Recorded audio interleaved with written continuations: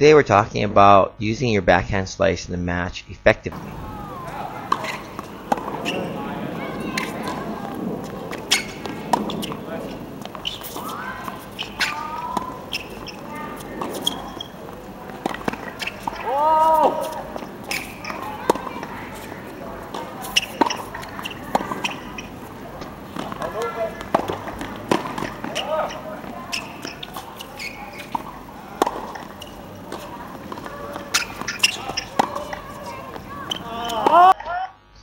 You know, a lot of people think you can't use a slice because it's slow and weak, but it's actually pretty effective.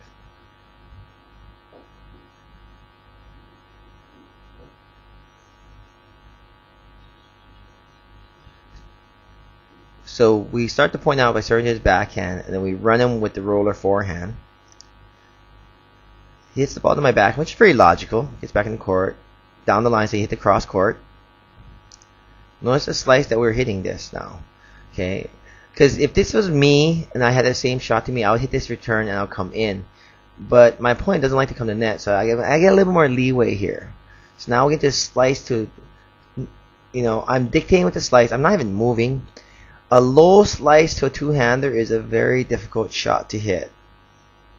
And even when he goes to the runaround, see, he goes to, if I force him one hand because I'm hitting this short backhand, which is a really annoying two-handed backhand. He goes to a runaround forehand. Look at the depth.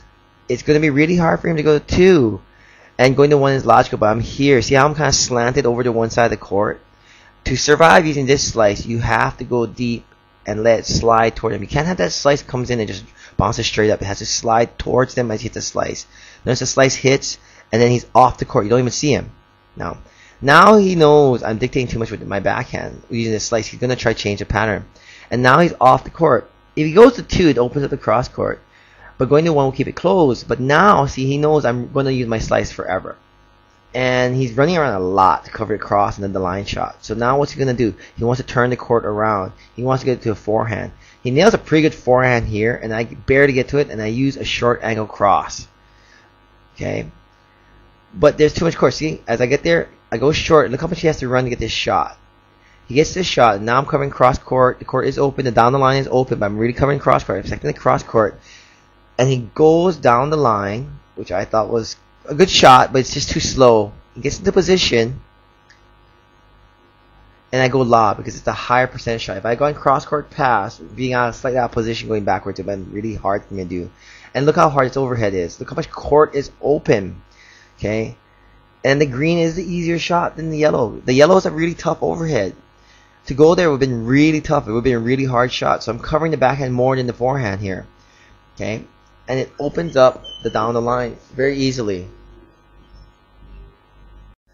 He hits the overhead right at me, so I go to the slice inside out because it would have been really hard to hit that flat. And that's a really smart shot because look how far away it is from him. He gets the shot and he blows it. So by just being very consistent with your slice, keeping it deep, and moving him around, you can really do a lot of damage with minimal energy. That's the other thing. You hit a topspin backhand, it makes it very tiring. But slice, I can do this all day. Even if you made me move, don't let your opponent do this to you.